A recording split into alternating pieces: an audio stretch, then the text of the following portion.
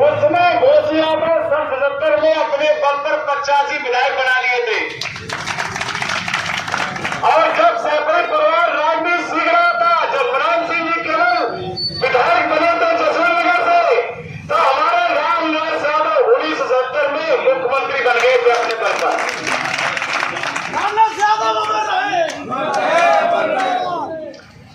तो ये हमारा हिसाब किताब था, ये हमारी बैलेंस शीट थी।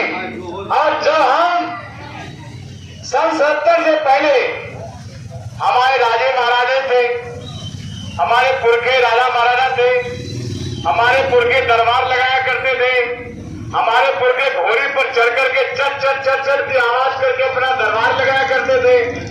और जब हमारे पुरखे अपना दरबार लगाया करते थे तो इनकी सैकड़ी वालों की हमारे पुरखों के दरबार में चौकीदार की हैसियत नहीं थी।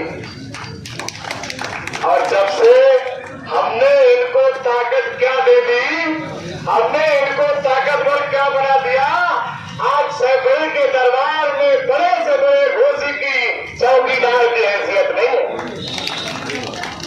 बोलो भाई, गलत कह रहा हूं? तो इसलिए जब बैलेंस शीट में घाटा ही घाटा हो रहा है तो हमको व्यापार बदलने की जरूरत है कि नहीं है? जोर से बोलो भाई, व्यापार बदलने की जरूरत है कि नहीं है? हमको व्यापार बदलना चाहिए।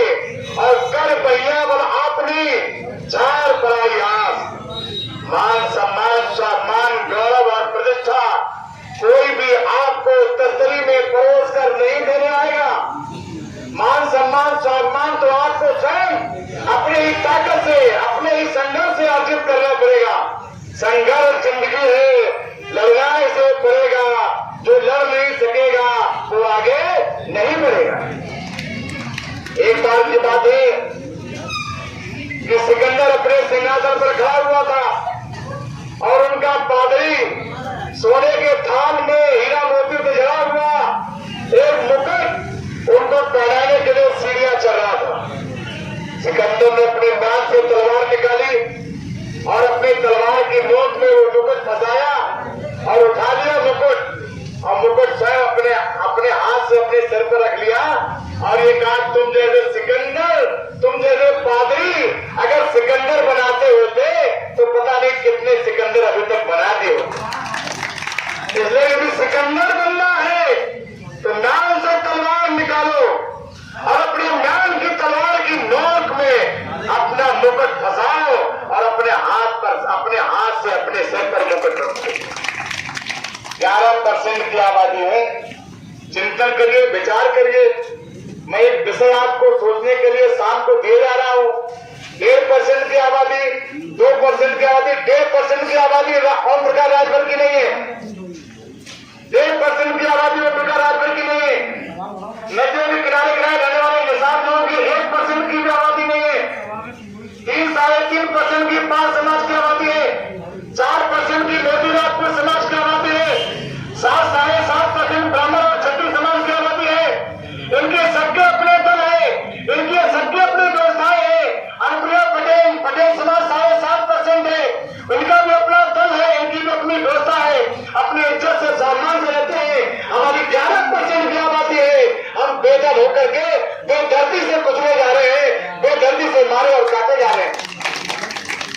आखिर में हमें इस सब चीज का रास्ता बनाना पड़ेगा कि नहीं बनाना पड़ेगा? बोलो भाई, बनाना चाहिए नहीं बनाना चाहिए? अब और भरोसा करना है क्या?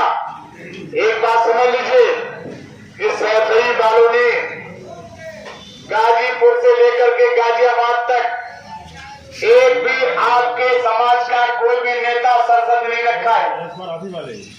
कोई हो नेता तो बता दो, आप नाम बता दो, वहीं से जा खड़े वहीं बता दो कि हमारे घोषी यादव का गाजीपुर में और गाजियाबाद में एक भी नेता है। बोलो नहीं है ना? कहां चले गए? हमारे तो 85 नेता थे 77 में, हमारे तो मुख्यमंत्री था 77 में। हमने जिनको ताकत दी है यादव का मान सम्मान सुरक्षित करने के लिए, हमने जिनको ताकत दी है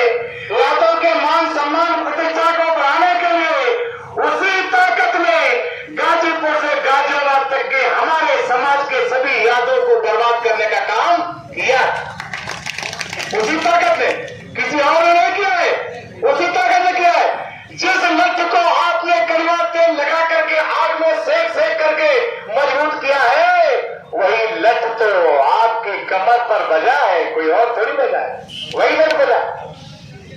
कोई नौकरी नहीं, कोई ठेकेदारी नहीं, कोई हिस्सेदारी नहीं, कोई बात नहीं। 90% की घोष यादव वाला मैनपुरी जनपद है, 90% की आबादी वाला घोष यादव मैन जनपद। और 40 वर्षों से आदरणीय रघुवीर सिंह यादव मंत्री जी के बाद से 40 वर्षों से ये घोष यादव जिला अपना एक एमएलसी देखने को तरस गया, अपना एक घोषित विधायक देखने को तरस गया, अपना एक घोषित जिला पंचायत अध्यक्ष देखने को तरस गया, अपना घोषित एक संगठन का सपा का जिला अध्यक्ष होने को तरस गया। संगठन का कोई भी जिला अध्यक्ष अभी तक घोष यादव बना हो तो बता दीजिए, नाम बता दीजिए। मैनपुरी जनपद में समाजवादी पार्टी के संगठन का जिला अध्यक्ष तक अगर कोई घोष यादव बना हो तो बता दीजिए। कितनी आपसे नफरत करते हैं, मैं बहुत बहुत तारीफ करता हूं। हित अनहित पशु पक्षी जानो, भला बुरा तो पशु पक्षी भी जानते। और हमने जितना सुना कि भैंस एकटू हो जाती, एकटू भैंस कैसे होती? जो भैंस की पेट पर हाथ फिराए, उसको सानी चारा ठीक तरीके दे, उसको आटा बार बार बुरकाए, उसको पानी ठीक तरीके दे, भैंस की सेवा करे तो भैंस पहचान जाती है कि भाई हमारी सेवा कर रहे हैं, हमारी